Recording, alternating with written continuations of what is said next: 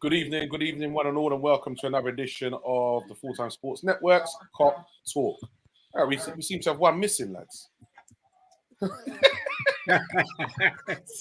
And he's put it on back to front.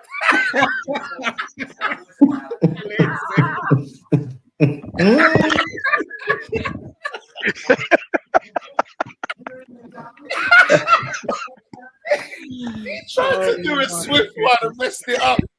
Bro, you can't believe it. Hey, Dr. Blake, you never believe it, now. He was here early today, bro. That's the thing about it. And he's still not ready. He's still not ready. He was here early. Oh, man. Mate. Hey, friends. Good evening, Dr. Blake. And how are we doing, sir? I'm well, man. Cold, but good. Good. But it's winter season, like it's not for us Caribbean people, I tell you. So, but yeah, man. Friends, all good. How you doing, man? I'm all right. Come on, guys. We all knew that winter was coming. We all knew it. All knew it. But listen, but to be fair, chaps, I've got 4 good reasons why to be nice and snuggly tonight. I hear that. Brother Stoney, how are we doing, sir? Yeah, I'm good. I think down in London it's not as cold as they were mentioning up in Liverpool. So I feel blessed. It's not, I think it was same for the game that it was -5 up there. Even though they had undersoil heating, anybody watching the game, I think would have had some chills. But I'm in a good space. Just looking forward to this evening's show. Yeah, I feel it for them, man. Trust me. Good evening, VW. Nice to have you on board, sir. My daughter, my youngest, who started playing football this season, she's now got her team have got tickets to go and watch England tomorrow. So, boy, I pity her, man. Yeah, so I'm gonna have to be wrapping her up well warm, boy. Trust me. Yeah, thermals. And you know them evening games as well. The nighttime kickoffs. This, woo. Yeah. Not gonna be pretty, man. Not gonna be pretty. I tell you. Yeah, you know what? Hey, Preds, next time, pour that in a glass, right? We're not doing no advertising for them, bro. Yeah, that's no free advertising. Yeah, no free advertising. Yeah, until we put pen to paper. I hear you, bro. I hear you. Put it in a glass. You hear me? Yeah. I hear you. Okay, so first we'll kick off if there's talk of Liverpool looking at 19-year-old defensive midfielder João Neves from Benfica. They said that the club has his name on their list in capital letters. It's meant to be pretty serious. Anybody know anything about João Neves, Benfica? Yeah, marginally. I think this is going to be quite interesting if it is something where, as you said, we are linked to him. Got a TV on in the background. Sorry, Stoney. Yeah, it's probably Preds, isn't it? Nah, not me, mate. Who's got the jungle on TV? Come on. Do you know what? Boy, apologies. That's actually me in that. Hold on 1 second. Apologies.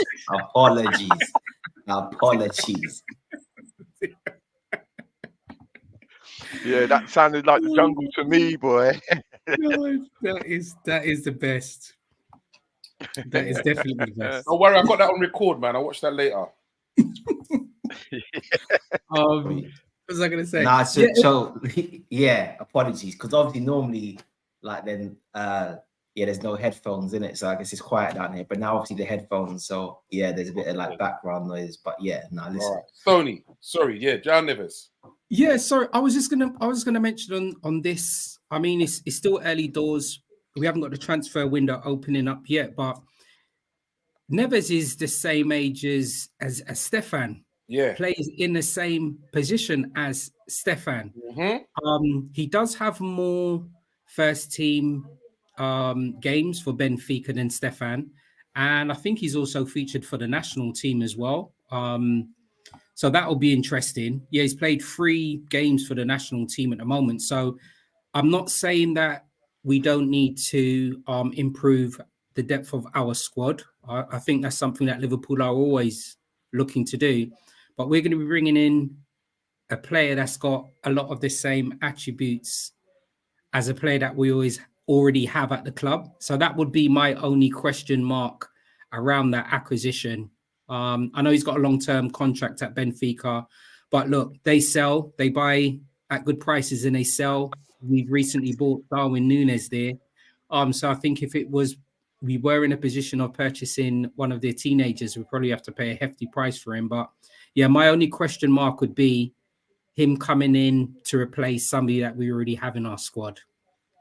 I don't know. Okay. Interesting. And then also reigniting interest in a 45 million raid for Nice midfielder Kefram Turam again. That talk is back up again. And apparently they're saying that Liverpool seems to be the ones in the fast lane. There's a couple of other clubs included, but also interested. But Liverpool seems to be the ones leading the race. For me, there's a question mark. I would have liked to have seen in the summer. And probably, as you said, I think it goes back to the question mark. I know you received a little. That was one of the. Go ahead, Preds. Go ahead, Preds. Oh, sorry. Because I think there's a bit of, I don't know, admin, sort it out. Yeah, this is something I wanted to see in the summer. Can you hear me? Yeah, for the third time. That's a hat trick now. Oh, right. Sorry. I'll say it one more time then. This is something I would like to have seen in the summer. He's a good player. Have all the attributes to go on and be actually a world class player. And yeah, why not? I'm actually quite excited about if it is true. I know it's only rumours, but us football fans, we always get excited about transfers. So yeah, if it is, I would like to see him get it done. And finally, there was talk of, we spoke about a few weeks back that the deal for Andre Trinidad was dead, but apparently it's meant to be nailed on. And it is just a matter of time. And it is meant to be a nailed on deal that we get him for 30 million. So that's another one. That's another defensive midfielder. And you reckon we're probably all looking at those because obviously Endo's coming, and to tell the truth, he's done nothing wrong, in my opinion, when he's played. Do you reckon that we're probably in for those players because it's the same position that we probably need, but they're at a younger age? Probably with Thuram, we were obviously looking at him before he got injured in the under-21s for France. I wonder if we probably wanted to see how his progression was after his injury for Nice and whether we're still going to go back into him. I know his contract expires in 2025. Yeah. So we'll probably, I think if we are going to go in for him, we'll probably wait to see what he does for the full season. But that's probably the only area that we probably really do need a player for that position. The defensive player number 6. But as you said, we'll just watch his space really. I think if we can go in and get one of them who's a bit more established than Endo, I think that we'll be in real good stead to get through the rest of the season, personally. Definitely. Listen, I think we are. I think we're potentially one DM away from winning the league. I literally think like we could be that close to actually doing it. I'll be honest. I don't recognize Liverpool right now in terms of our transfer business. I don't know what is just speculation. I don't know what could have an element of truth to it. I think we're in a very interesting space because I just think from the moment we launched that record bid for Moises Caicedo, like I can't predict anything that the club are going to do right now. So yeah, I think we're in very interesting circumstances. So yeah, who knows? It seems we are intent on getting someone who can play football, even if that's in, when I say play football, I mean in terms of either can start our attacks, so that's either through their press resistance or their passing ability or their ability to take the ball on the half turn. So I think it's possible that we might take a more offensive midfielder, a box-to-box midfielder, and then try to recreate them as number 6. Who knows? Because even someone like Thuram, I guess if you look at him, his best attributes are actually his ball carrying and his driving from deep. So I don't know. Personally, I want a water carrier who's going to do the defensive and the ugly stuff, the kind of off the ball stuff, the stuff that you don't necessarily see on TV. Because I just think we've got a lot of ball players in our current midfield. Mac 10, Trent comes in there, Dom, Curtis, Ryan. Yeah, like I think we've got a lot of technical footballers. Harvey as well. So actually, somebody who's just a gnarly, dirty bastard who's just gonna just kick man and just close down spaces, I think is a complementary piece. So it'll be interesting to see what we do with that. No, man, I fully agree with that. Because to be honest, gents, all right then, Mac 10 playing there right now is not working for me. Don't know how he's wasted, isn't it? Yeah. Agreed. I think they're trying to. We're getting away with it at the moment of like trying to rotate it because Szoboszlai he's played there at certain times during games. You know, Mac 10's gone in, and I agree with you. It's not quite worked for him. I think it almost looks like he's a little bit frustrated. Of course, he wants to. Yeah, because he wants to go forward,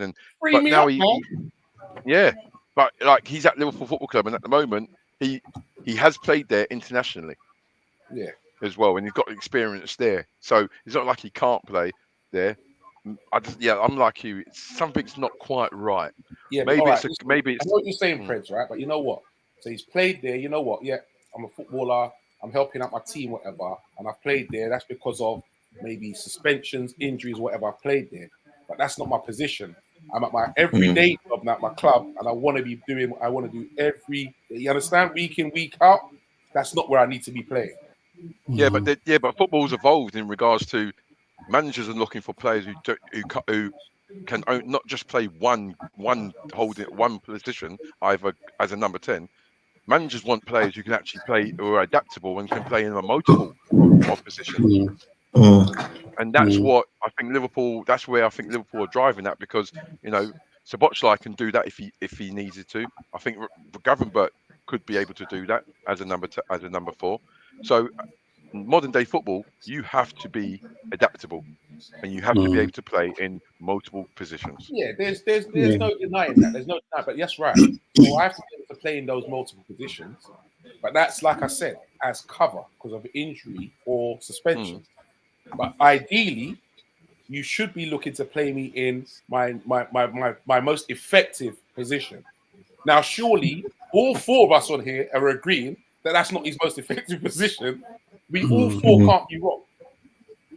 Do you think that he's yeah, he's the way? Yeah, go on. Sorry, mate. Go on. No, go ahead, Preds. I'll wait. Go ahead. No. Go. No, I was just going to say. All I was going to say is, I think on their point of things, I think they're quite thankful that they're in the first 11. Like, I know you want to play your ultimate position, and I know what you're saying. We're all in agreement, but I think from his point of view, he's actually he's blessed because he's starting, and those players are all starting. So I hear what you're saying, and it's a good point. It's a good point. They're actually quite blessed. They're blessed to be starting. Do you not think then that when Klopp was signing him, do you think that that was a conversation that was had about having to play? So I think for me, the clearest indicator of what our plans were for the season is the fact that we tried to break the British transfer record to sign a DM. Like, you don't try and do that if you're planning on playing Mac 10 as your number 6. Like, I think it's just like an obvious thing to do. Don't get me wrong, I think Mac 10 can do bits as a number 6, but then I think for that to happen, we need to play more of a possession-based, controlled game. In many ways, a bit more like City, because our issue is in transitions, and when the pitch becomes open and there's spaces, his lack of mobility then becomes like an issue. So the counter that Doku had when he tried to foul him and he couldn't, like you see then where he gets kind of exposed in that position when the game opens up. But if the game's all tight and compact, he's brilliant. But I just think ultimately, if the plan was to play him as a number 6, you don't try and buy Moises Caicedo for £112 billion. Like, and also trying to get Lavia. True. Yeah. And I think this is where, and even Trent, if you think about the Trent thing, right? We've got Trent kind of inverting to play that kind of Pirlo role. if you're going to have Trent doing that from deep, you don't really necessarily want to have him next to a ball playing 6 as well. Like it's almost like partnering Pirlo with Xavi Hernandez. Like someone needs to want to just kick, man. Yeah. Like who wants to kick, man? Yeah. And I just think, 100%. we're kind of making do and we're doing some excellent coaching, but yeah, who knows how Klopp's gonna evolve? And this is why I say yeah. Big shouts goes out to Bingy B. Nice one for joining us, Mr. Bingy. Big shouts goes out to the silver one. Brilliant, mate. Thank you very much. And also big shouts goes out to Moss Sports World. It says, what's up, FTSN Klops? Man said, another easy win for you. Smashing up champion. League Group 8 for anyone. Man United 3-3 and 6-0 for the Arteta studs. Yeah.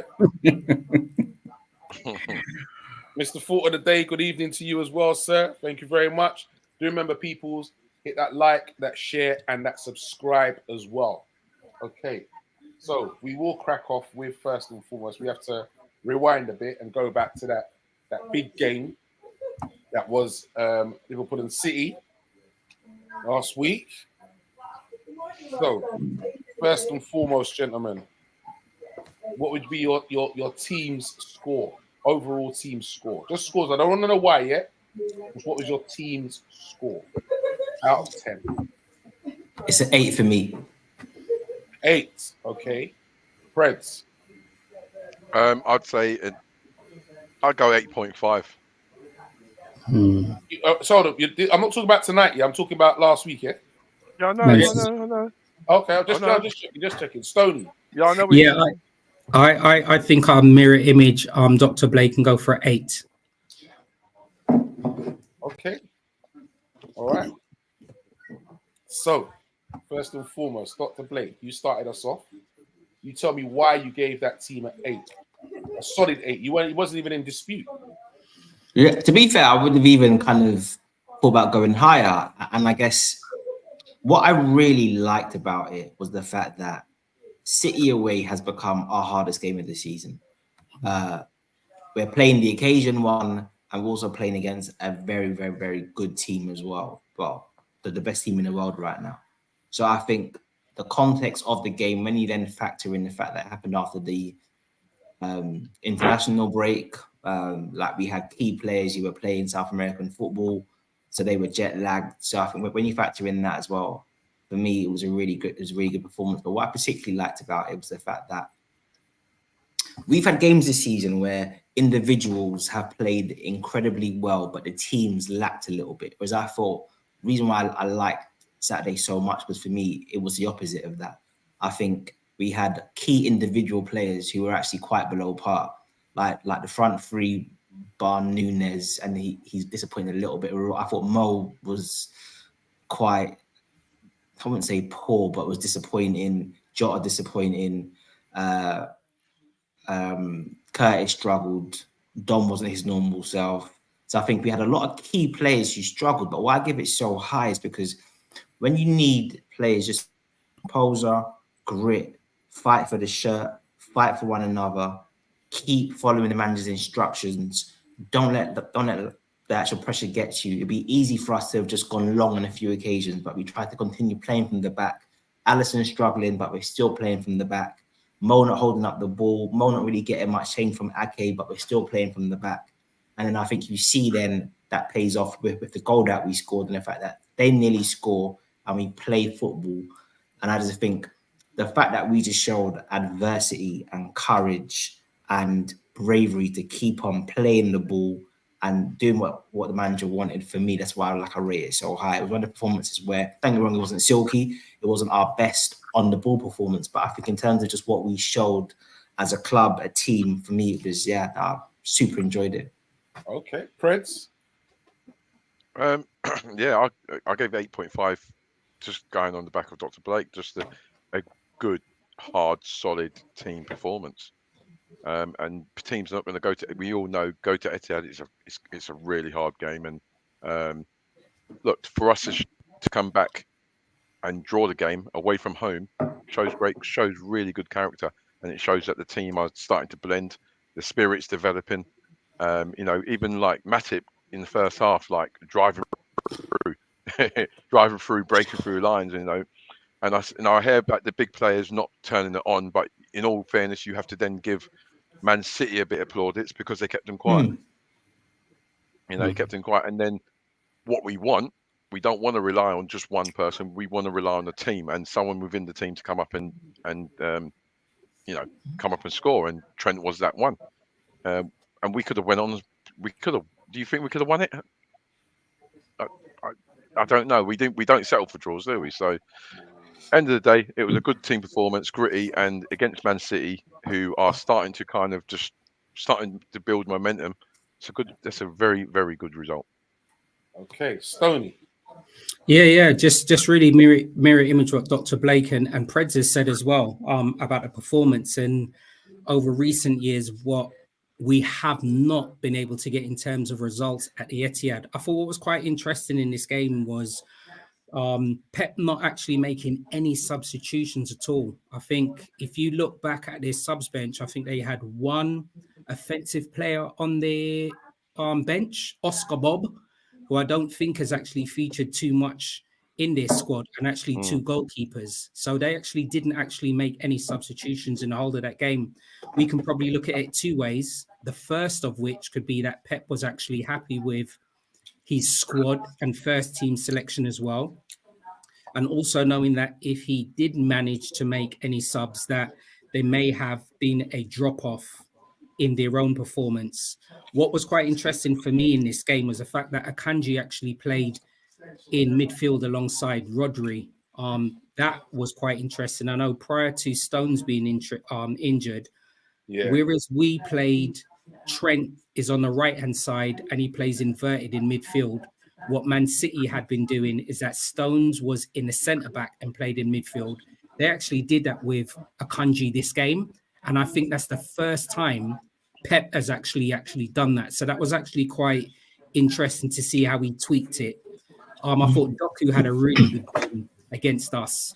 And I think early in the game, I think it was quite clear the doubling up of Doku and Silva over on Trent's side. So I think it was nice to see how the game actually evolved and how we actually, to an extent, managed that situation. I was quite impressed by that. And more so with the way that the crowd was obviously getting on Trent's back when he obviously equalized in his little moment of standing and doing the shush to the City fans. I'm actually quite happy he did that. From our side, I thought what was quite interesting on the previous show, when Dr. Blake and Vinny were actually asked to actually name their team, both of them actually mentioned that Jones would play. He wasn't on my list. So I'm glad it was good to obviously see the other perspective once again about how Dr. Blake and Vinny were able to articulate how Jones would play, and he did actually feature. But in terms of that end-to-end performance, we don't usually get a result at City. So I'm glad to come away with a draw. That was just me. Okay, all right. So before we move on to my next question, me personally, I was gonna say 6.5 or 7. To be honest, I was quite disappointed. I'm not gonna lie. Yeah, I was quite disappointed. And I know why you were as well, because I was also as well. But yeah, but go on, bro. Go on. I was quite disappointed. I still feel, yes, Man City are a top team, but I still feel that they're not as good as they were last season. And I feel that when I look at Chelsea putting 4 past them as well, and I see now the defensive frailties which they didn't have before. They weren't like that last season. You weren't getting 4 past them that easy. For me, I think we gave them a bit too much respect, man. For me, I don't care if they had. I believe my team goes toe to toe with that team. I don't care what anybody says. We go toe to toe with that team, man. And I'm still saying, I personally feel that we were lucky to get out of there with a point. With the chances and that they were creating, I think that we were lucky to get out of there with a point. Definitely. But you know what, Artie, I'm just going to counter something there, right? And I agree with you in terms of teams actually standing up to Man City and obviously going toe-to-toe and getting any results. My only thing with that is me seeing Liverpool on a completely different standing than what Chelsea is. And I think even going into this game, history can change, all right? And I was probably looking at where Arsenal were in terms of the top of the league, Villa and XYZ. Going into the game, I would have been happy with a draw. So maybe my mindset is probably a little different than everybody else on the panel. So for us coming out with a draw, it means that we're still an occasion and we're still up there. Chelsea went toe-to-toe and Chelsea are in 10th. So for me, I'm thinking Chelsea ain't even on our level. They spent about £2 trillion and they're still not even up there. So I agree with you, they went toe-to-toe, but they come out with 1 point and they're not even anywhere near us. So I don't know. I probably just looked at it a little bit different. If we won it, we would have been at the top. We've got if we drew, then we're still in there, and we're still in there. And that's more so based on who we've got next as well. So that's probably more why, for me, I was probably happy with giving our team, as you asked, the 8 out of 10. And another reason why I say that, when I say that, like Chelsea go toe to toe with them, because they're what? Chelsea are not firing like us. They don't have the firepower like us. Teams fear our firepower. Yeah, teams fear our firepower. You know what I mean? Jackson can't hit a barn door, bro. You know what I mean? So come on, really and truly, teams fear our fire. We got goals right across our front three, realistically, and they know. And the thing is, we can make subs and bring on people who can still score.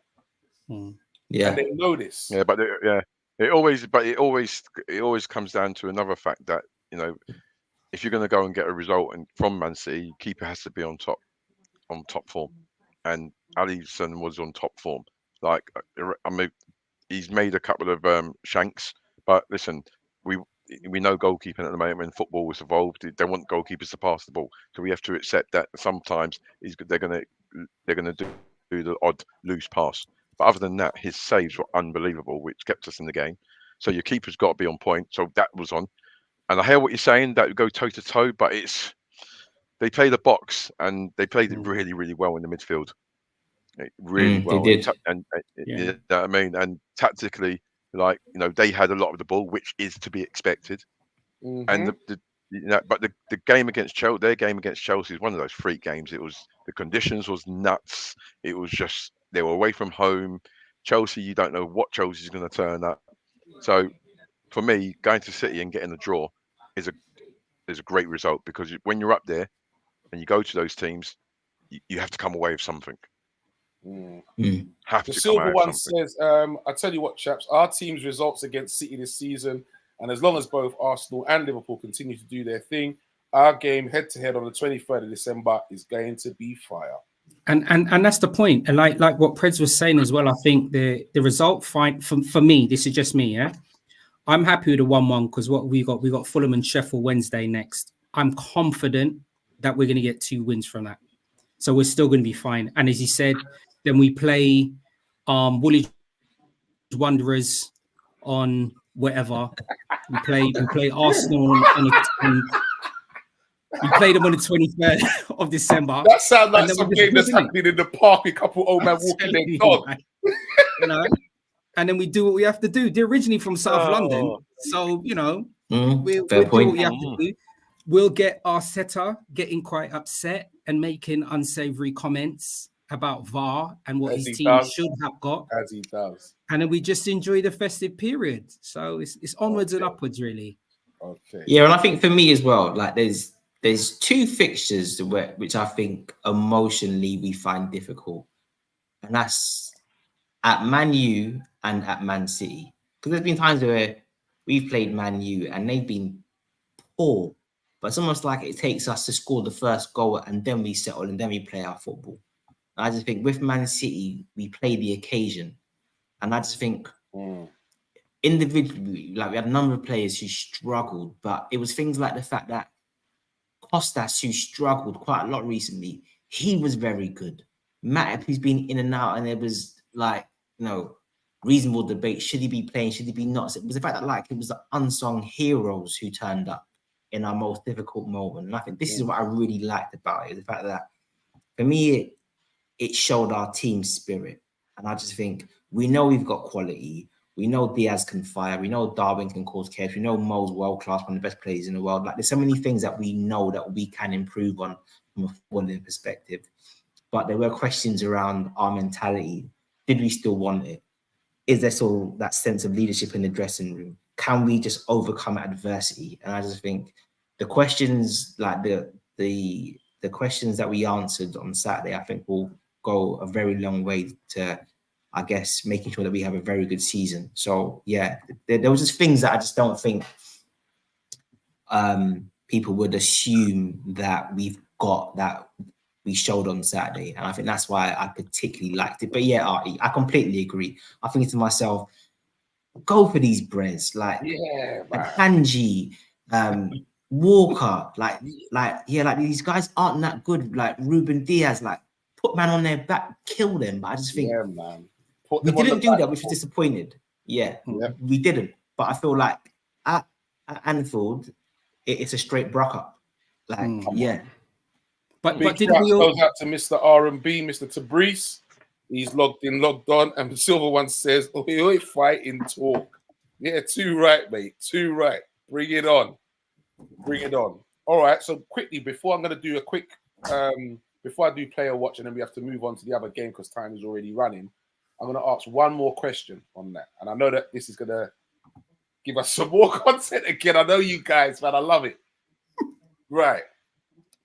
Do you think though that the reason why Liverpool are playing like that against Man City at the Etihad is because of the respect that Klopp has for Pep? The respect you. Can you imagine if it was a manager where he didn't like and how he would be hyping up his players like to get one over on him? But do you think, you know what, he's got that, because he knows he's a good manager. Do you think he's got that much respect for him that, you know what, so we have to be smart, lads. We have to be tactical. We have to be, rather than releasing the reins? Yeah, I think he has got respect, but I think that respect is also mutual. Yes. Oh, yeah. Like Pep. I think personally, out of all the teams, Pep fears us the most. Mm-hmm. Easy. I wouldn't say fear. I'd say worried. Easy. Yeah. Yeah. Arsenal's doing their thing. All right, fair enough. Tottenham, they're doing the thing. I know, and Newcastle. But there is one team that he really. Hold on. Did you say Tottenham? Yeah. Which shame? You got jokes, man. Hey, Shane, is the Wi-Fi in the cave? You should be like, you should get him back on. The Paxton Road crew. You got the man said spuds, you know. Wow. Oh, I don't think they wanted 3 games, bro. I'm glad you get my sense of humour.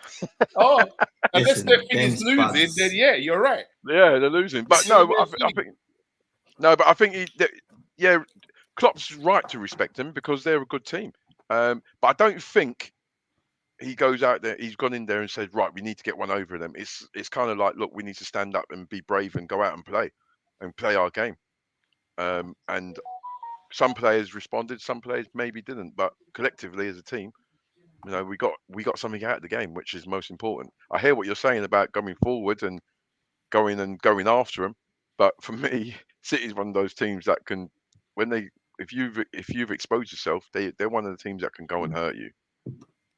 And and tactically, I think this management got it spot on. Like, we've gone out, we've scored a goal, we've been tight towards the end, even though they nearly scored towards the end, that corner. But again,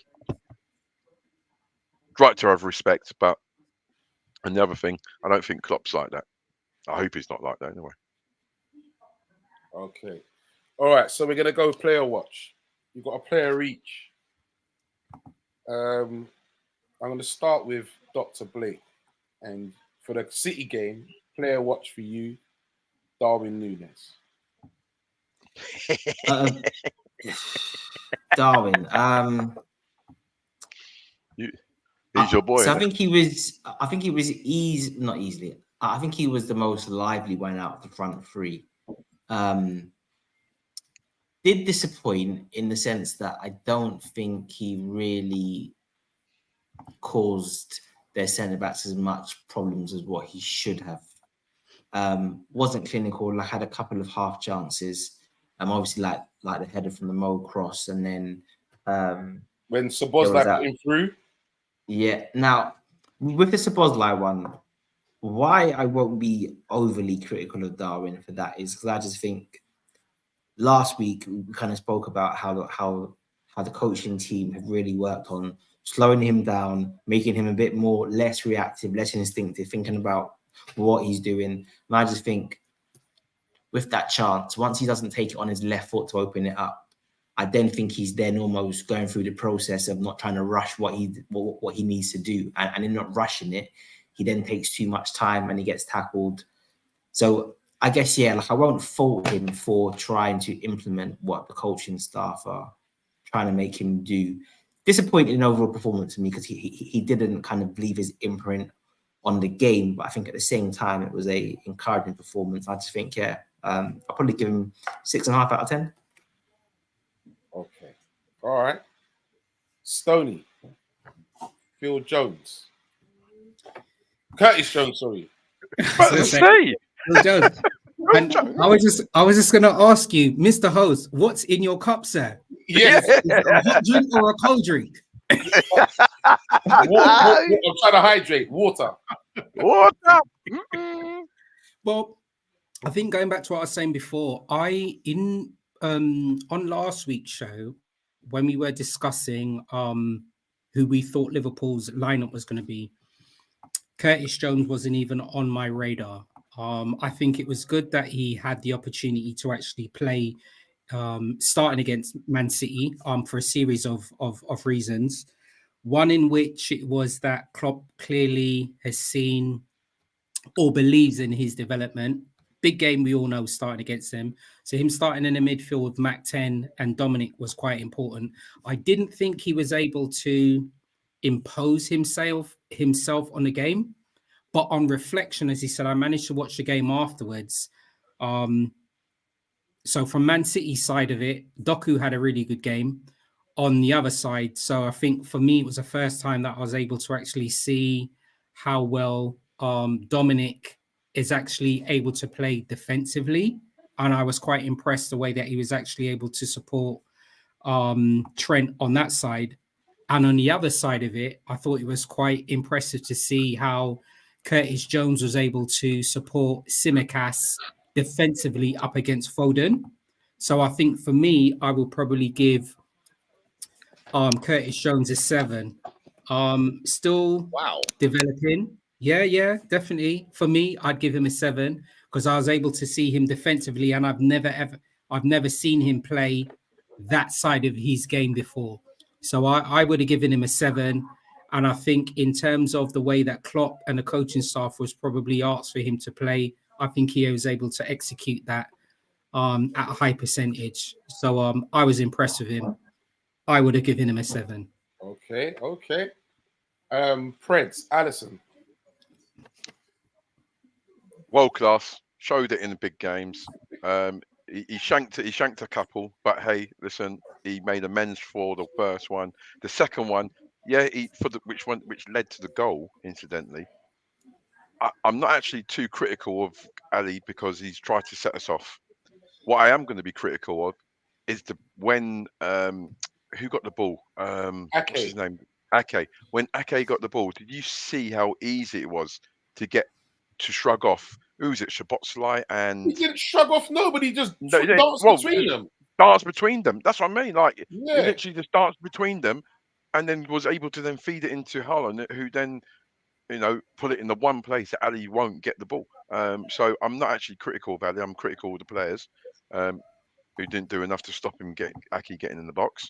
But then after that, he's made save after save, which you'd expect a world-class keeper to do. So I would give him a 9, and I'm really, really touching wood that he's only out for about a week or so. Pause.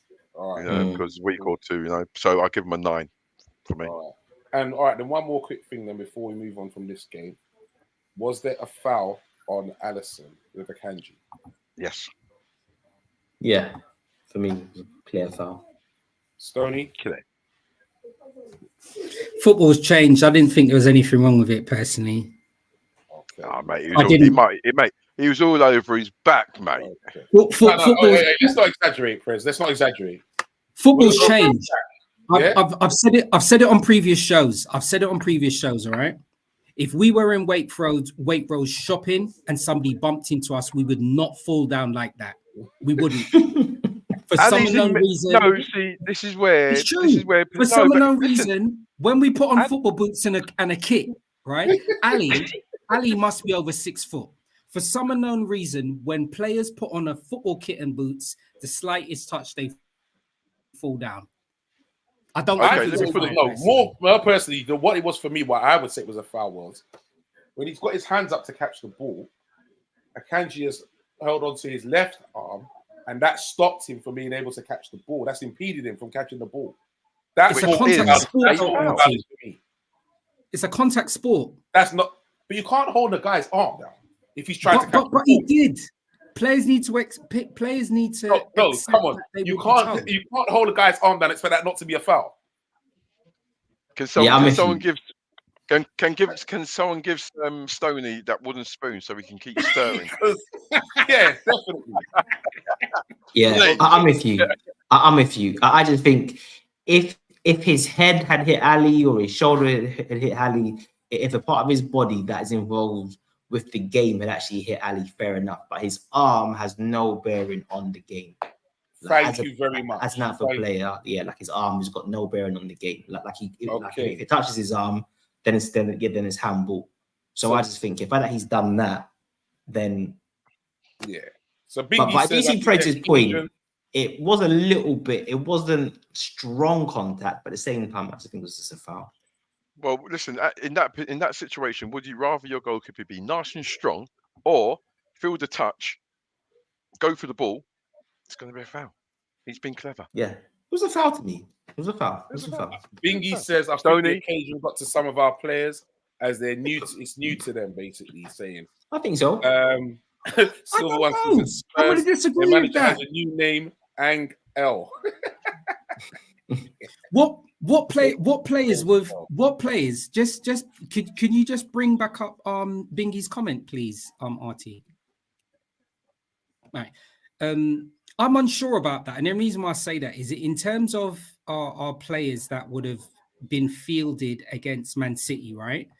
The only two players that it probably would have been new to, Mac 10's used to playing in the Premier League with Brighton, right? So he's used to, right?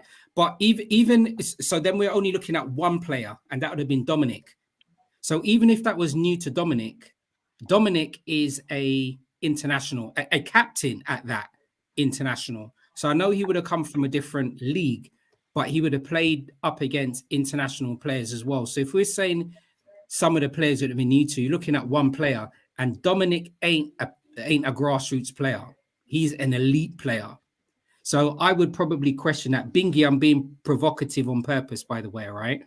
I don't think it would have been new to any of our players. We would have been aware what Man City would have tried to have come with, and Dominic would have been ready to that. So I disagree with that comment, Bingy, and I've done it on purpose, sir.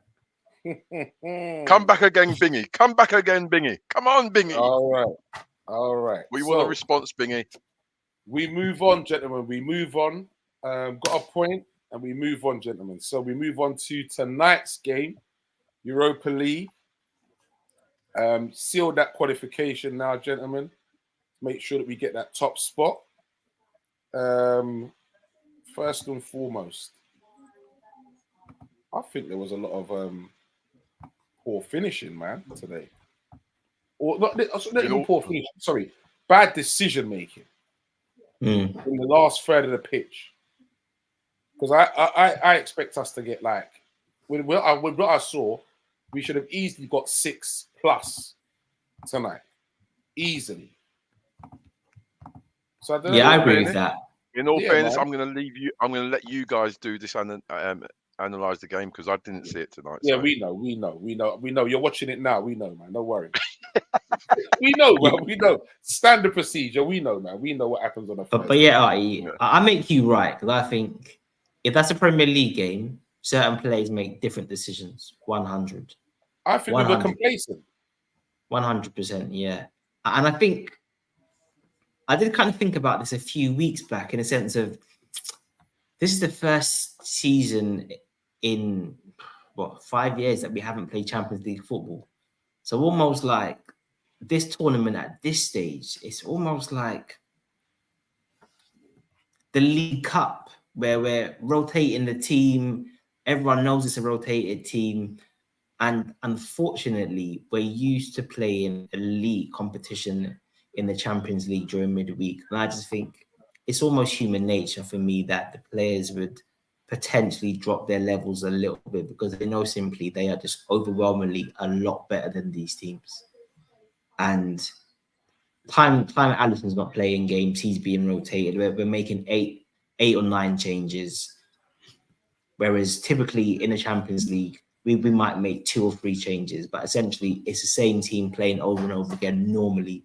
I just think there's a message from the management that, look, this tournament isn't at this stage, isn't as serious. And I just think like we're seeing that with the players. I don't think it's conscious. I just think they naturally know that they're going to get through. But I would like to think that when the last 16 starts, we see a different mindset and we see a lot more like of a serious just a serious approach to the games. Okay, Stoney. You know, I'm out to provoke people all today. Go for it, man. Go for it. I think so. We didn't qualify for the Champions League. We qualified for what would be deemed as the second best European tournament, right? We played 5 games, we won 4, and we've lost 1. Those are just the statistical side of stuff. Scored 16 goals, conceded 5. We're at the top of the group, and we've progressed. We've had an opportunity to field some players coming back from injury. We've had an opportunity to field some of our academy players as well. We're through. I'm not nitpicking. I think that is just me. That is just me as an individual person. We're through. There's other teams that are in this tournament that have been wagging their tongue to get through and haven't been as successful as we are, but we're there. I'm in a very, very, very happy place at the moment. Very happy place. It could have gone south, but it hasn't. So I'm not going to nitpick. Not one bit. Okay. All right. I think the reason why I say that and why I pick up on those things for me is it's all about attitude and building mentalities, man. And that's what you want. You know what I mean? You want to have that going forward. It's not like a switch now. Like all right. So like Dr. Bates said, when we get to the next round now, that last 16, you know what I mean? You hope you're taking a bit. It's not like a switch where you can just switch it on, man. You need to have that mentality, and you go out there every week. Yo, you go out there. I don't care who your position is. If they're that poor, cane them. I know, but what more could we, and this is me once again being quite provocative, all right? So Ali has come off the game against Man City with possibly a hamstring injury and maybe out for a period of time. Gallagher's played in goal and he's kept a clean sheet. I have questioned Gomez on lots of times on this show, and I think lots of people would have seen that. Yo. Leave Gomez alone, bro. Leave him alone now. No. So that's what I'm saying. Player watch. Cool. So Gomez has played today, and he's kept a clean sheet. Konate's come back from injury, hasn't put a foot wrong. I like Jarrell. I will wax lyrical about Jarrell every single game. All right. We've questioned Tsimikas. I think he played okay today. I believe that Elliott deserved to have played a full game today, and I think he probably got a full game today, not just for his performances for Liverpool, but also his performances for the under-21s. I think he deserved the run out. I think it was good that Gravenberch managed to feature today. Endo managed to have a full game. I actually really like Gakpo, so I'm glad he actually managed to play as the central point today, and obviously come off with 2 goals today as well. We've probably managed to see 2 of our younger players in Connor Bradley get some game time, give or take probably about 10 minutes, and the same thing with our left back, Luke Chambers. So I'm trying to look at things reflectively as an overview. Everything today was a positive. I can't see any negative points from today. I probably need to watch the game again. But I'm left today feeling very positive. I think in regards to some of the comments made, and I'm going to disagree with what Dr. Blake said about the seriousness of the. I don't think players go into these games not up for it. Like, these are professional footballers, and this is like the second. Okay, it's a Europa League, but I think this is actually a blessing for us because okay, we're not playing Champions League, and we all want to be Champions League, but we're still playing European football, and we're still giving younger players and fringe players the opportunity to keep match fit because we're in the League Cup, we're in this cup, we're in the Premiership, we're FA Cup, so players are getting games. You know, when we come past Christmas, that's when you're going to start seeing the teams, kind of the first team anyway. They're going to be a little bit more predictable in regards to the lineup. At the moment, he's keeping everyone satisfied. At the moment, he's keeping everyone kind of happy. Players are coming in, coming out. It's like today, Trent started on the bench and then finished the game off. You know, he done that with Salah a couple of weeks ago. So I think this is actually a blessing. And then furthermore, we ain't got no divine right to go and win this cup, by the way.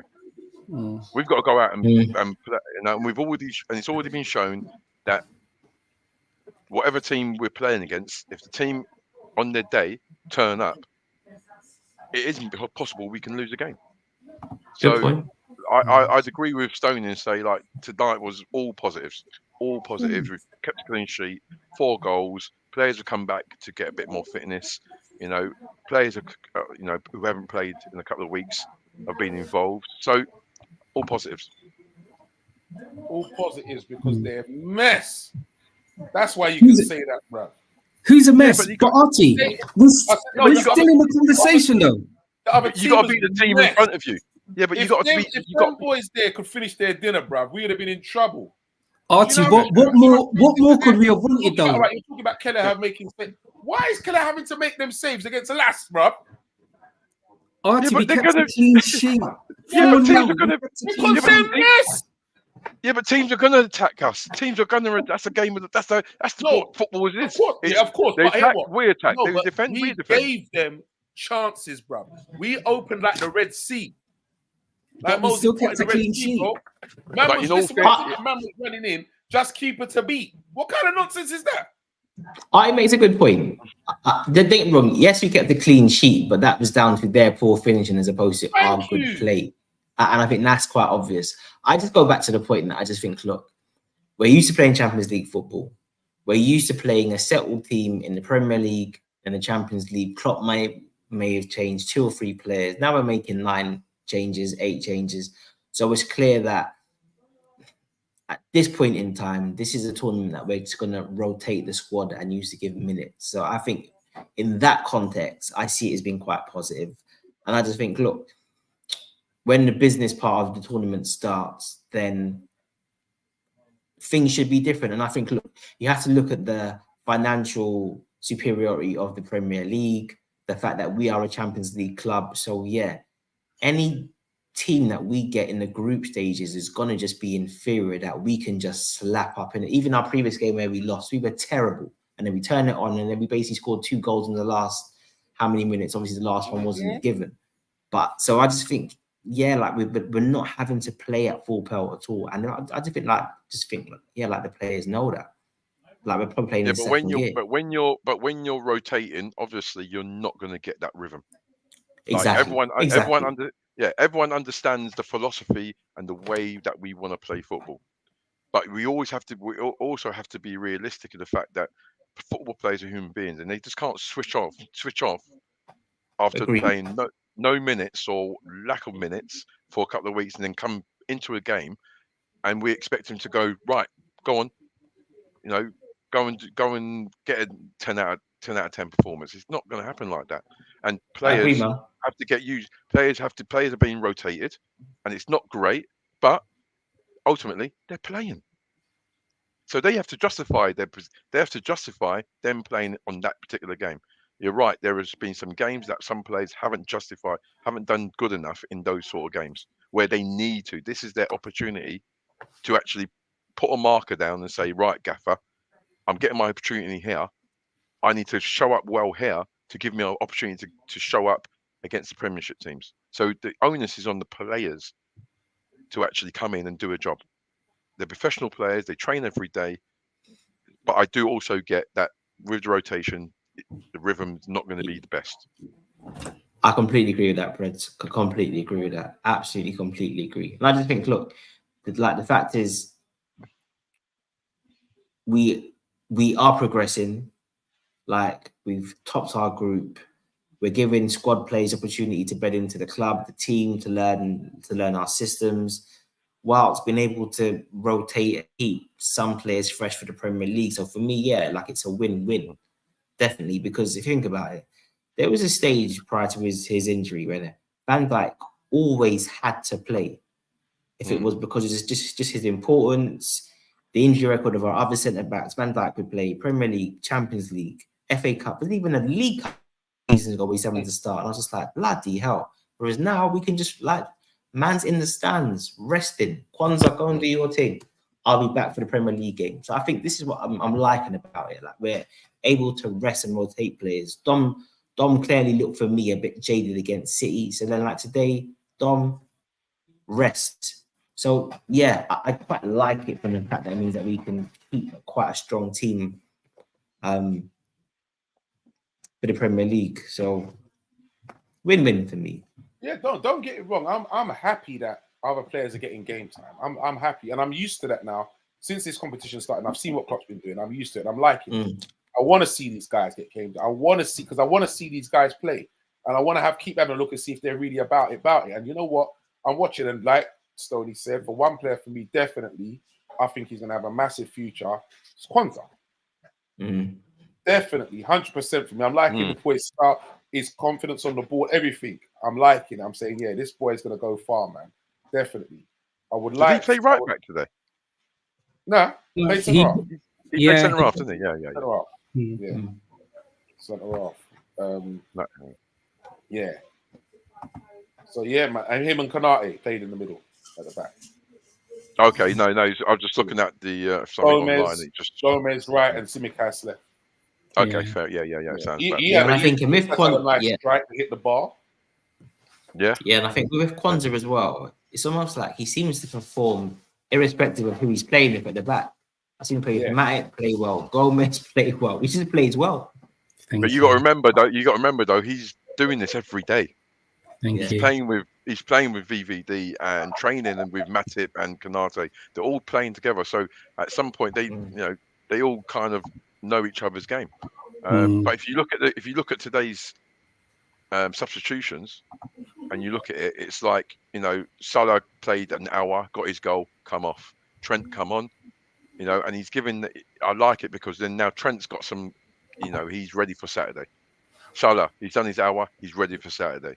The great thing, Diaz started his first game today. Was it his first game since the unfortunate situation, which is thankfully resolved itself in a positive way.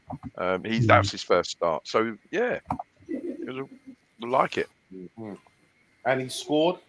What a goal, by the way. Didn't other than the goal, really didn't really play that well. Didn't really do much, to be fair.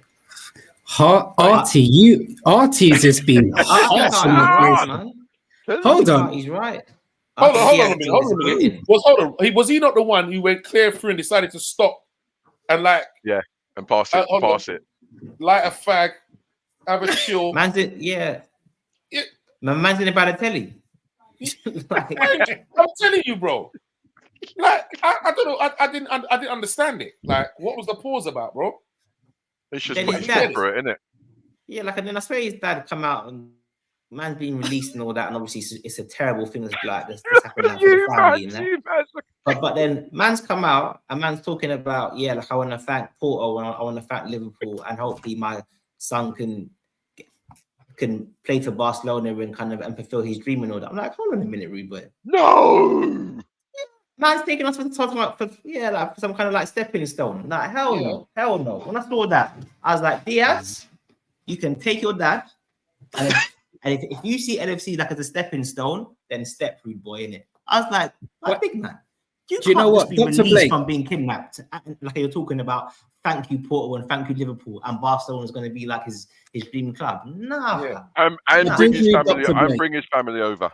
Yeah, that does keep happening. I do agree with Dr. Blake what you said, and 100%. But you know what? I think it's one of those things.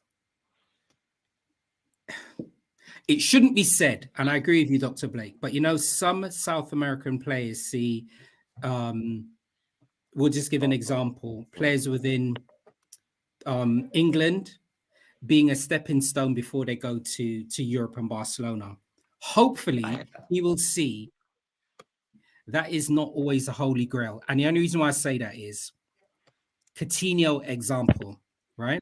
It doesn't always work that. But you know what? If Diaz and his father and his representatives seeing Liverpool as being a stepping stone to Barca, let us go and get the Coutinho money, and then we'll see where it moves on from there. So while you're at Liverpool, do your best. And if you believe we are stepping stone and you move on, then so be it. Because Barcelona at the moment as a club ain't nice. They're in debt. Thank you. Like they are on some backhander business. And I don't think it always works out. However, I understand. Let us get the Coutinho back and move on and do what you need to do. I understand that from years back ago. You know what I mean? Yeah. Obviously, Real Madrid and Barcelona. Yeah, everybody wants to go there. Why would you want to do that now?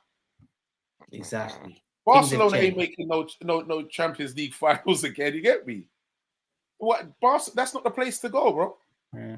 And you know what? The other side, like what Dr. Blake was saying, you can go Barca, but if man's coming back to kidnap your dad, he may not get released and come over back to Barcelona at Christmas. So he has to be careful in those things.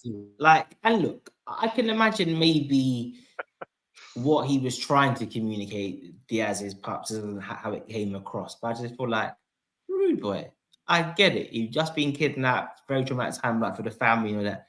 But you can't be saying, yeah, I want to thank Porto, I want to thank Liverpool for what they've done for my son, but Barcelona's the end game kind of. Nah, bro. Nah. Do you think? Okay, let's try and play devil's advocate. Do you think that he possibly might have been slightly misquoted? No. You know what these press are like. Okay. I don't think one was misquoted. I probably no. I believe that probably as a youth growing up, Diaz always wanted to go, and you know what? That was my club. That was my team. Probably looked at a Messi, you know what I mean? Loved the Messi, blah, blah, blah. Wanted to go Barcelona. So I don't think he's been misquoted at all. No, fair enough. I've not seen it. I've not seen it, so I've not. It's the first time I'm hearing about it now. No, I've got no issue with any player, especially the South American players of Spanish origin or even Portuguese origin, seeing Barcelona and Real Madrid is like the destination club. Like we know they've got a long history, like in South America. All the great Brazilians, all the great South Americans who played there. So I completely get that. I didn't begrudge Coots when he went to Barcelona either. But my point is, it was just the timing of it. And with Diaz, it's like, rude boy, I rate your talent very highly, but I am a bit concerned by your current level of performance. So when you are playing showerman football on the pitch, by all means talk about big moves. But right now, when, in my opinion, you're behind Jota, settle yourself, innit? Settle yourself and start to perform on the pitch, because I'm not seeing assists. I'm not seeing chances created. I'm not seeing you dribbling past your man. I'm just seeing you running into brick walls, losing the ball and throwing headers. And that's great. You're brilliant in the air, but that's not what you were signed for. So Diaz, get settled. Hopefully, you move past the injury that he had against was it Arsenal, right?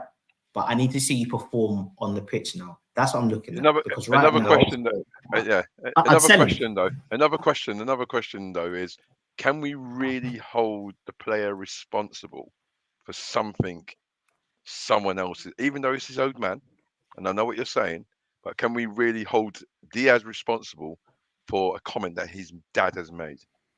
And it's hard because you're right. Sometimes things off the field can have an impact on us. And, you know, I think considering what's obviously happened with Diaz and his family, this is just my opinion, I think to an extent he has been able to actually be able to put in good performances. And I say this: we've got family members, we've got partners. Like, you have to think of it like this: none of us are footballers here, but on a Wednesday, if you have to put the bin out and you ain't put the bin out before you go work, and you get that text from your missus, that's gonna have an impact on you when you're at work, right? You know, when you get that little, like, Craigs, Dr. Blake, Artie, you should have put the bin out. And all you're thinking, you ain't put the bin out, but it's gonna unsettle you before you get back home on a Wednesday evening. So it can have an impact sometimes. And you know it's the truth, right? Yeah, bro, it's the truth. Sing it like you're at church, Grub. Telling you. How do we know? How do we know that? Sunday night. Yeah. How do we know that Diaz didn't go home and say, "Dad, come on, bro, fix up. What are you doing?" My bins go out on a Sunday night, mate. So Breeze says that no player is bigger than the club, and you got him in stitches, mate. Look, the bin's on a Wednesday, you got him in stitches, mate. Trust me. Boy. Yeah, hey, by the way, I'm going to copy that. You can't hold him responsible for what his dad has said, but it also makes you think of what's been going on, what goes on in the background. I mean, where is he really at? To be honest, it does make you think about these things. So these are the quotes. Yeah, I've just got up on my screen. It says, "It is true that Lewis is a loyal Barcelona fan, and it would be his dream to go there." So far, so that's fine. It's this one sentence now where I'm just like, bro, shut up, innit? Then he says, "So far, I would like to thank Porto and Liverpool for the way they welcomed him and received him." Bro, man's taken us for some kind of like side chick, innit? Nah. Like, nah.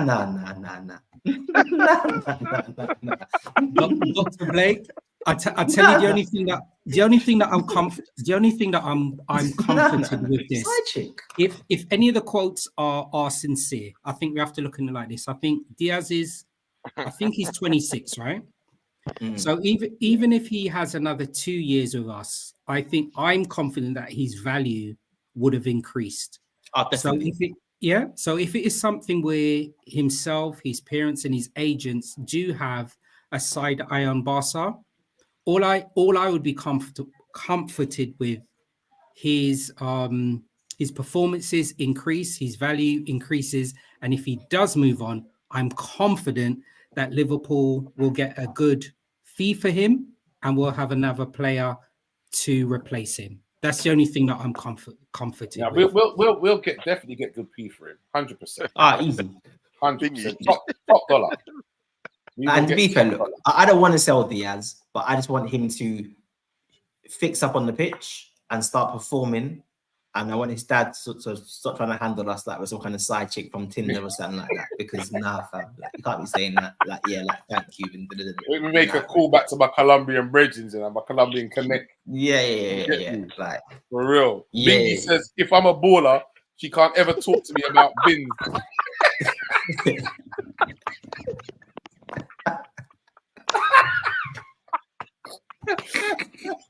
Bingy's paying corn to get somebody to take out the bins, brother. He ain't doing nothing. Trust me. Oh, no. Bingy, can I just say, Bingy, you've got me crying, bruv. Yes, Bingy. Said, what? Bins? You lost your mind. Oh my gosh. Yo, No, you better mate. call Jeeves, yeah? Find out what Jeeves is doing. You get me? I'll pay someone to do that crap. Oh, no. All right, so let's quickly run through this player watch. I'm going to give, since you mentioned his name, I'm going to give it to you, Stoney. Gomez, tonight. Oh my gosh. Listen, are we speaking about today's performance? Yeah. Okay, so you know what I think was actually quite interesting, as he said, in terms of player watch, and you've asked me just to mention about Gomez. I think I'm definitely going to give him a 8.5 for me with Gomez. I thought he was able to play similar to Trent in terms of him playing that inverted right back position and obviously play alongside Endo. I think he actually did that seamlessly today. I think the fact that he was able to give the assist, I'm really going to give him the props. And I think at the end of last week's show, I did actually provide Dr. Blake and Vinny with a link to a podcast that he featured on. So I've obviously seen him in a completely different light. I think we never want any players to actually have any form of injuries, especially if they actually play for Liverpool. So yeah, I'm going to give him an 8.5. I was really impressed with him offensively and defensively today. He's still a young player. We've got Fulham coming up again today in our next week, in our next game. And I think what he does provide us with the option is if we do have to actually rest Trent for any reason, then Gomez can actually step in and we can still actually believe in him as a first team player as well. So a solid 8.5 for Gomez. And that's quite surprising from me if you guys have heard my comments on previous shows. Okay. All right. So, Dr. Blake, Elliot today.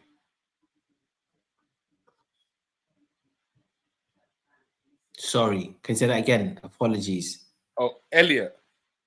Harvey. Yeah, he was good, man.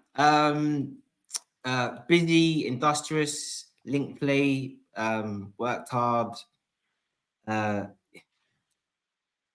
It almost feels like this level is where he's really shining right now as a starter.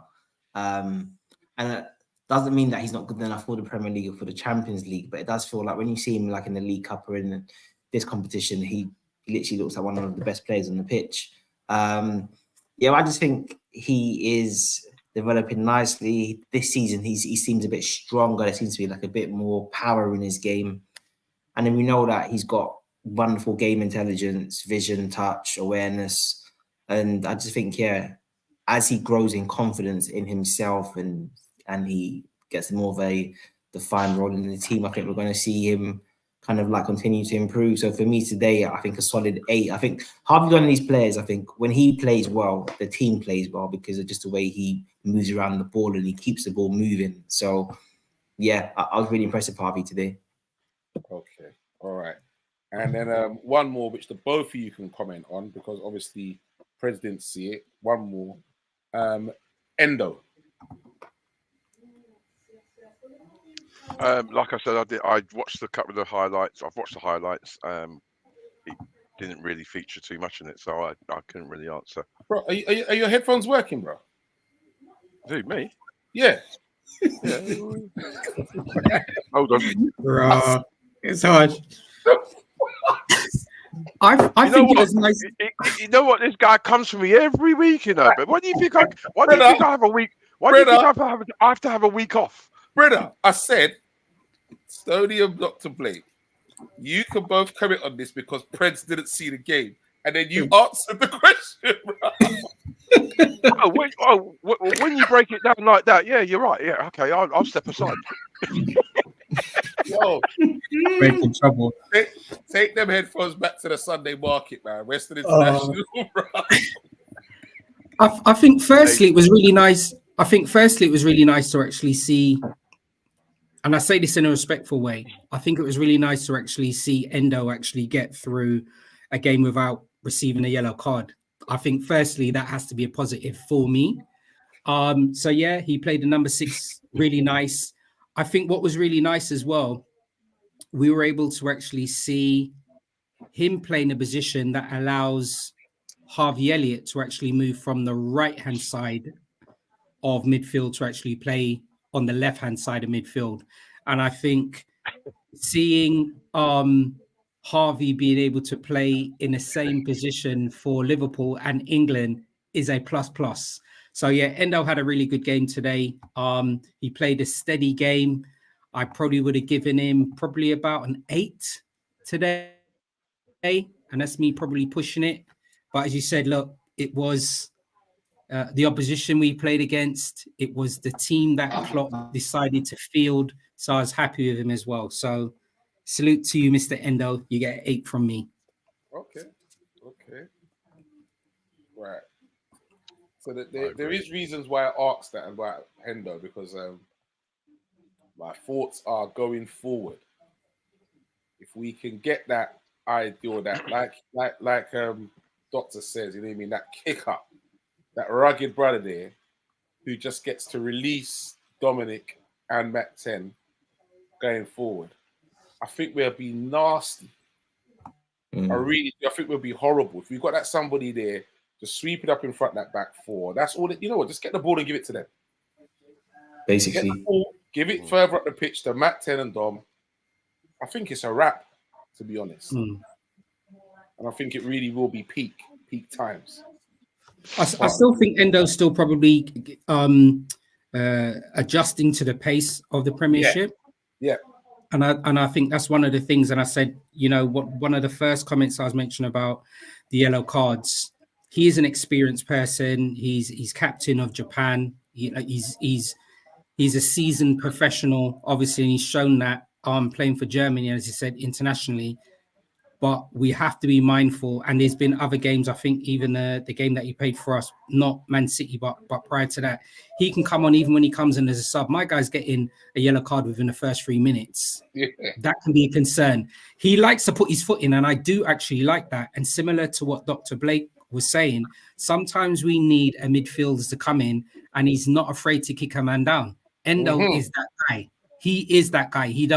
He's good bald-headed Endo, or Endo now with, like, he bought the toupee from ePay for about £3. Either Endo that comes on, he's that guy, but he's still going to get a yellow card. So we have to be mindful of that. So yeah, but don't you think the yellow cards are a tactical thing? I don't know. I'm going to trust your judgment on that, Preds. Yeah, because sometimes, like, you want, he does come across like a disruptor, and sometimes if he comes on the game, he comes on, and you know he's got to catch up with the pace of the game.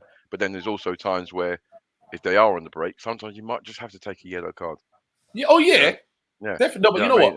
To be honest, his yellows haven't been really like that though. It's been like a bit of a late challenge. Has been most of his. Yeah, I think that's just probably him trying. I think it's just him catching up with the pace. Catching up with the pace of the game, for real. Yeah. If it was a man's on a break, and I have nothing wrong with that. I'm the first one there screaming, "Take him out!" You get me? Clap man, innit? Take one for the team. Be like Man City. Take one for the team, man. 100%. Tabriz says, I think can you hear me? Let me laugh, man. Mr. CW has just joined us, lads. He's had a hard shift, he said, at work. Got to him mentally, but he got through it. Pity, man. If you'd have watched the match, mate, you'd have felt a lot better, I tell you. Bingy, I don't know what you are thinking, bro. Honest to God, I don't know. But that grade you got there must be of the highest levels, brother. But in saying that, no, Bingy's got a point. He said that last week. He said that. On his way out. We need to be looking forwards.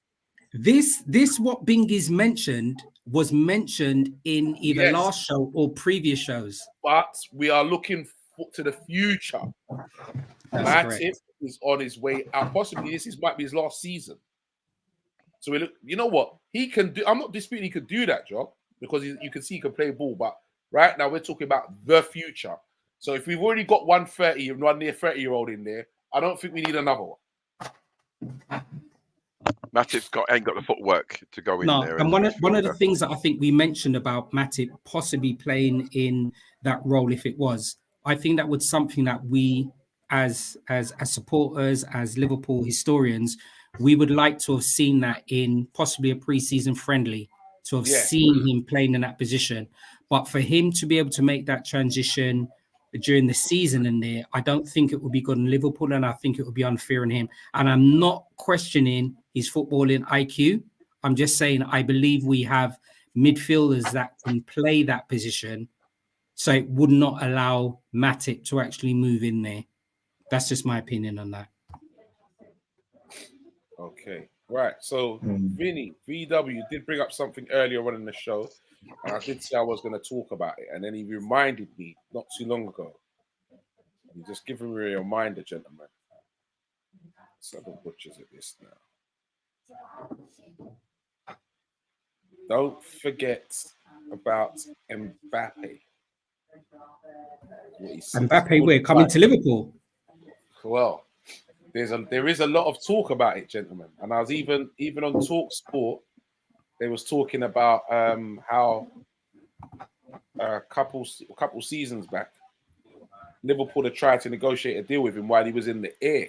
Actually, Klopp had gone out to go and see him somewhere, and then while he was in the air traveling back from a game, Mbappe, Klopp was trying to actually put a deal together for him to come to Liverpool. When he was at Monaco. When he was at Monaco. Monaco, yeah. When he was at Monaco, yeah. So we were definitely linked to him quite heavily then.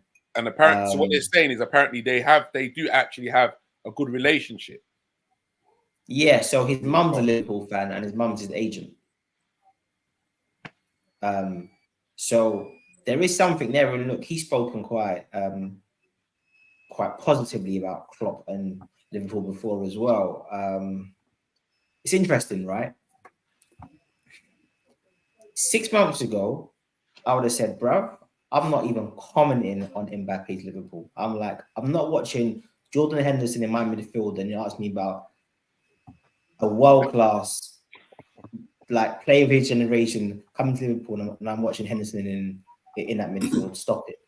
And I have vetoed all kind of Mbappe talk for the last how many months now. But the point I made earlier, I don't know what's happening at the club anymore. World record, kind of a British record transfer bids. This rumor isn't going away. So I don't know if there's even an element of truth in it. That there blatantly could be. Kind of, if Mo goes to Saudi Arabia, there's money in the bank. Is it as a way to get this? I just don't know. Where before, as I said, 6 months ago, I'd have been like, yeah, this is utter nonsense. But right now, I actually don't know. I think we might make him an offer. And it's whether or not then he would then accept that based on the finances. And who knows, kind of maybe the whole link to him going to Real Madrid has gone a bit sour. Who knows exactly? Who knows? But I think, well, that seems to be the fantasy anymore. That's why the rumor's warming up, because apparently it seems like him going to Real Madrid may not materialize again, to be fair. So that's why the talk is warming up now. I think he's saying not as a mainstay, but just as a temporary basis, talking about Matip. And CW is saying, I said it for years, Mbappe's joining Real Madrid and nothing changing that. I'm wanting to date Laura Wood, but it ain't going to happen. Listen, I think, so what? Change your after. Yeah. Mbappe's what? He's 24. He's got the year extension on his contract, right? So even if we were to purchase Mbappe, whatever that fee would be astronomical. I think his salary would be astronomical. So whether that's something, and I'm not bearing in mind, I'm not saying Liverpool can't afford it. So I don't envisage us being able to have Mbappe and Salah in the club at the same time. No. Because of the salary, right? So we'll play devil's advocate, right? Say, for instance, Salah was to move on at the end of the season and then Mbappe is in the conversation. He comes, he's probably going to be there for about 3 or 4 years. When's Klopp contract up? Is it 2026 or 2026? I don't know. We'll have to see what the numbers. We probably got more chance of buying Ethan Mbappe, who's 16, than Kylian Mbappe, who's 24 at the moment. And that is the honest truth. I'm not a numbers man, but those numbers will be very, very, very high. So I think for now, we'll have to watch and look at how it materializes. Our club is big enough to attract Mbappe.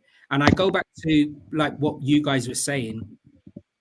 Real Madrid, they're probably looking at Haaland in probably 2 or 3 years' time. And they're probably looking at the same thing with Mbappe. But you're right. It's just knowing that there's that question mark about where does he go with that 1 year extension on his contract. We'll just have to watch his space, really. We'll have to watch his space. I'm kind of I'm on the fence with this one, because as much as he's a great player, I think Chris Welch's CW was brought up one of my points. It might turn around if he does come. it's going to be all about him. Yeah. You know what I mean? It's all the fanfare and everything that goes along with him. Mhm. Yes, I would love to see him in a Liverpool shirt. Realistically, can't see it. No. We can't. We simply. He is well out of. I don't know whether he's well out of our pay structure or whether our hemisphere, but I just think, yeah, I think he'll kind of spoil what's been built over the last few years in regards to his entourage coming, and it's everything about Mbappe, and you're going to hear everything about Real Madrid wants Mbappe and who. Nah, look, don't need the fuss. So Yeah. CW I'm like says, Trez. "No one egos in our dressing room."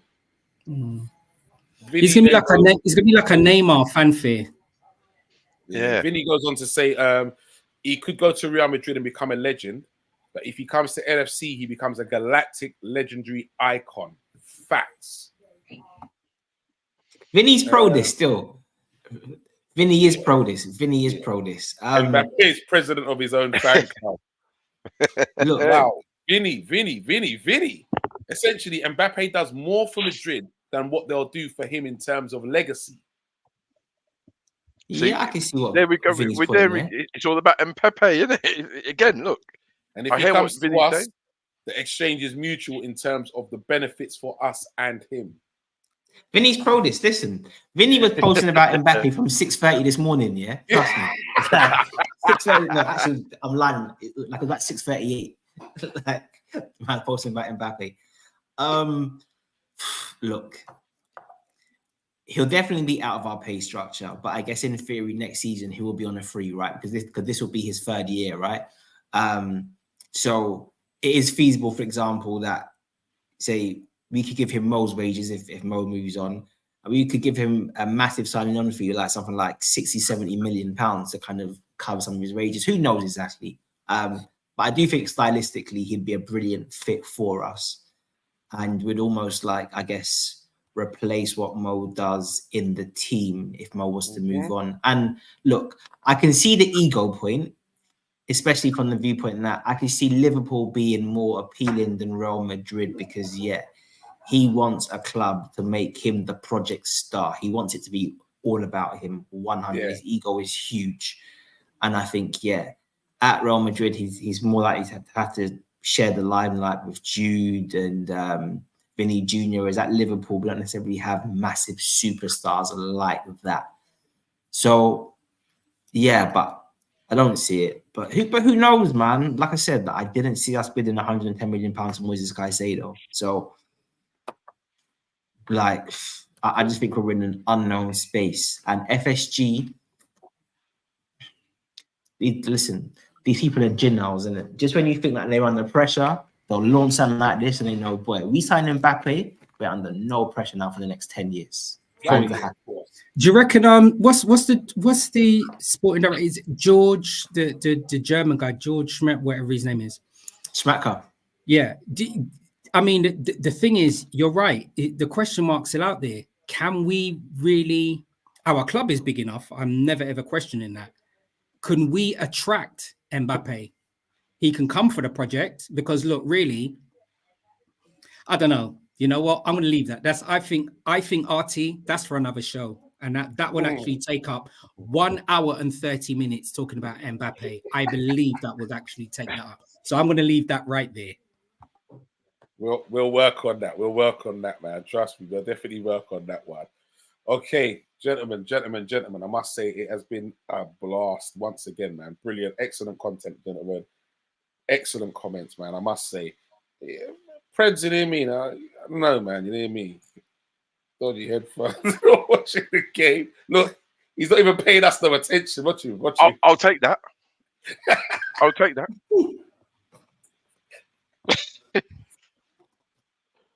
All feedback is good feedback. Yeah. I love you too. Oh my God. Fulham. Fulham. Gentlemen, before we go, predictions for Fulham. 3-0 for me.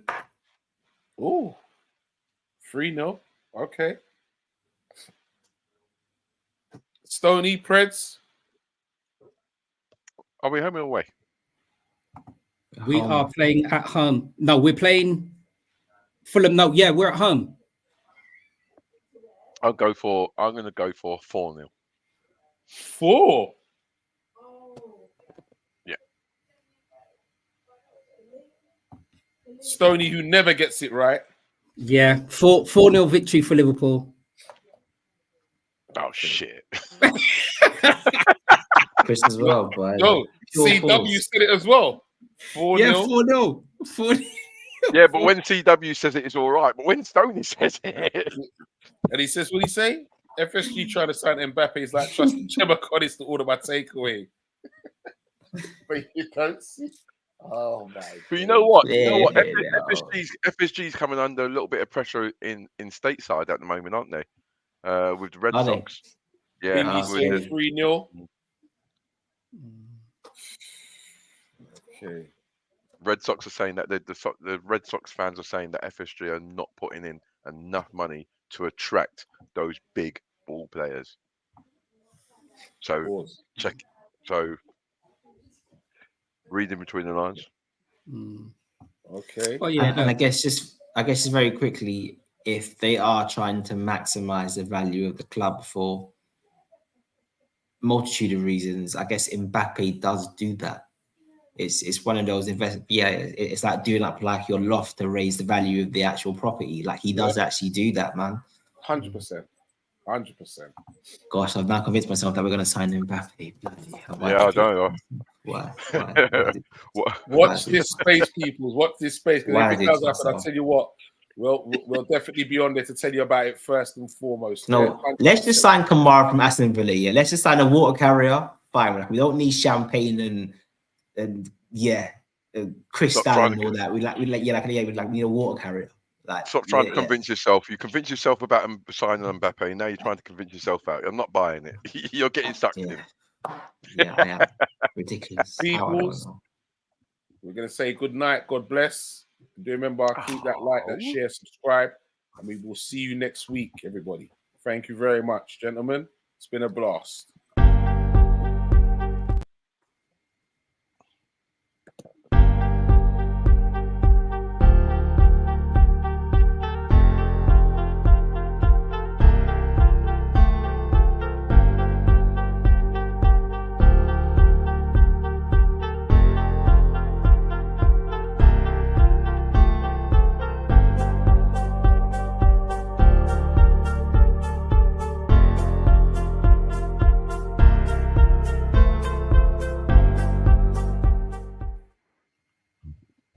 Boy.